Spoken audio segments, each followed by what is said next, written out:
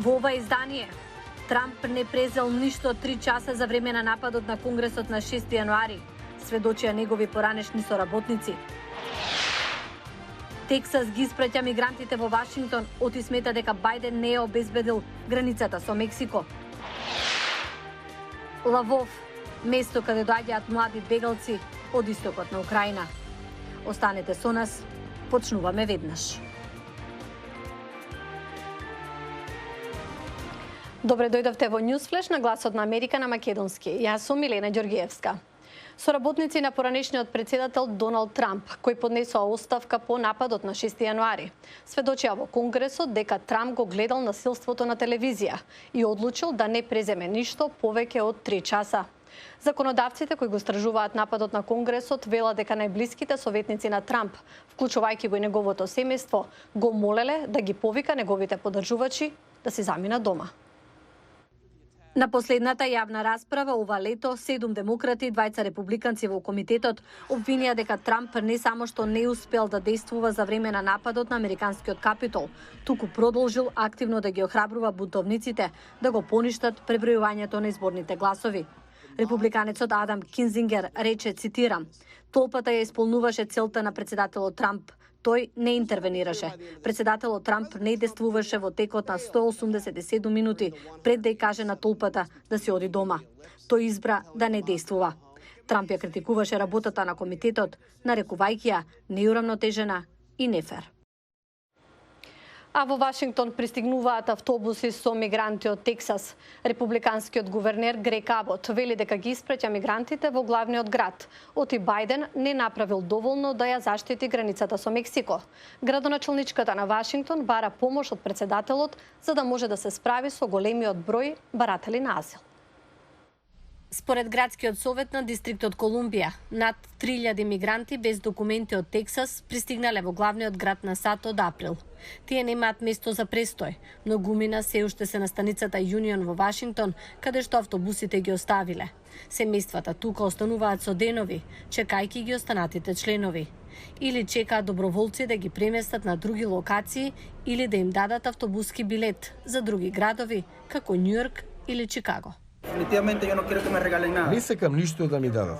Сакам да работам. Ако некој во Вашингтон ми рече имаш покрив над глава и сигурна работа, би останал овде. Во еден од автобусите што пристигнаа на станицата Юнион имаше група венецуелски баратели на азил, кои поминале опасен премин меѓу Колумбија и Панама пред неколку месеци. Многумина од нив со мали деца. Биле прифатени од пограничните власти на границата со САД, каде што биле заведени и веднаш качени во автобус. Сега чекаат датум за суд. Биле пречекани на станицата Юнион, велат дел од мигрантите. Благодарна сум на жителите на Вашингтон. Ни дадоа храна, дури и вработените во Макдоналдс ни обезбедија оброк. Хуманитарните организации, како Централно Американскиот ресурсен центар, прават се што можат. Проблемот во моментов е недостатокот на поддршка од локалните власти и федералната влада да одговорат на потребите на луѓето. Немаме места во Вашингтон каде што можеме да ги прифатиме. Оделот за домашна безбедност не одговори на барањето на Гласот на Америка за коментар. Американската влада останува на ставот за имиграцијата, дека луѓето треба да патуваат само ако имаат валидна виза. Прифатилиштата во главниот град на САД се полни. Хуманитарните организации најпрво згрижуваат деца и жени и се обидуваат да купат билети за мигрантите да може да го продолжат патот на друго место. За сега никој не знае дали повеќе автобуси со мигранти ќе пристигнат од границата со Тексас, но активистите во Вашингтон велат дека не очекуваат овој бран да запре. Патувањето на првата дама на Украина во Вашингтон даде резултати, рече украинскиот председател Володимир Зеленски. Тој објави дека група американски сенатори презентирале нацрт резолуција за признавање на активностите на Русија во Украина како геноцид. А во време кога Русија ги прошири војните цели надвор од Донбас, многу бегалци од истокот на државата се селат во Лавов, каде почнуваат да градат живот од почеток. Овој мал прозорец до станицата за трамвај во центарот на Лавов е место каде што започна новиот живот на Иван Демченко пред околу 3 месеци. В нас сьогодні є курка ананас, сир шпинат, цибулевий, 19-годишниот студент по политички науки од Бородјанка го отвори ова кафуле заедно со неговите пријатели Серкеј Стојан од Ирпин и Дарина Мазур од Нижин. Мы намагаеме се не просети. Се трудиме да не бараме каква било финансиска помош. Затоа почнавме да го правиме ова, обидувајќи се да не ја оптоваруваме државата. Це сирний пиріг, щойно спечений. Дарина научи се овде, кај нас. Многу брзо учи. Нивното кафуле е именувано по мачка која играла улога во кулинарски блог, што Стојан го започнал дома и го прави и денес. Откако тој заминал за Лавов, мачката завршила во засолниште, но побегнала за време на руско бомбардирање. Стојан уште ја бара. Та, мистер Кит пропав. Ја нема. Избега за време на експлозија, а сега хранам други мачки. Покрај редовните клиенти, тие се грижат и за четириножните гости во нивното кафуле. Садот пред вратата никогаш не е празен. Демченко мислел дека ја напушта Бородјанка на само неколку дена, па со себе зел само мала торба со облека, лаптоп и $500. Не ни помислувал дека за време од неколку месеци ќе биде косопственик на мал бизнес во Лавов. Уште се надеваат дека ќе го пронајдат саканото милениче со помош на нивните следбеници на социјалните мрежи. Се друго е добро, велат тие. Официјалните лица на Њујорк одбија да обноват дозвола на фабрика за ископ на биткоини. Според нив, тоа е закана за животната средина и е против климатските цели на државата. Ваквата одлука дојде во време кога цените на криптовалутите паднаа, потикнувајќи повици за построга контрола. Гласот на Америка известува за фабрика за ископување биткоини во Њујорк, но која користи обновлива енергија. BlockFusion is a blockchain infrastructure company that BlockFusion е компанија со синџир на инфраструктура која користи обновлива енергија. So this is our facility here in Niagara Falls, New York.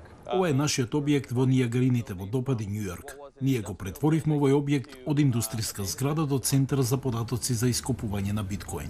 At the time this factory was being used. Во тоа време оваа фабрика всушност се користела за обработка на старо железо. Пред тоа била постројка за производство на електрична енергија каде што се користело јаглен и фосилни горива за да генерираат за жал не толку чиста енергија во тоа време.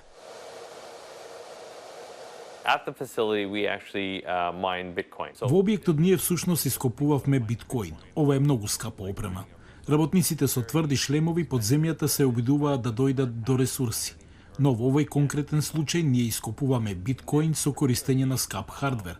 А поентата е колку брзо можете всушност да решите одреден алгоритам или математичка равенка на блокчейнот за да можете да добиете еден биткоин. Ке ви ги покажам рударите. Овие не се луѓе поединци или рудари, тоа се самите компјутери. So I'm going to show you the miners themselves. Една од работите за кои сакав да зборувам е дека секој од овие компјутери не работи поединечно. Тие всушност работат заедно. Ги здружуваат ресурсите и процесорската мок како суперкомпјутер за да може да направат алгоритми за да може да ископуваат биткоинти. Вкупно овде во објектот имаме околу 2600 компјутери. Ние всушност предвидуваме дека до моментот кога ќе го изградиме целиот објект, ќе имаме некаде помеѓу 12.500 и 15.000 единици. Овој објект овде во Нијагарините водопади е 8 км оддалечен од хидроцентралата Роберт Мозес.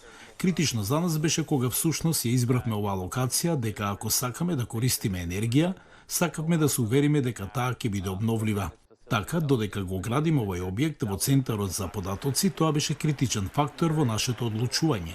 Ние сме на идеална локација за користење на енергијата од таа конкретна постројка. If we think about blockchain, Доколку размислуваме за блокчейн и за оваа конкретна индустрија, тоа е индустријата на иднината. Од мене толку, имајте убав викенд. Пријатно.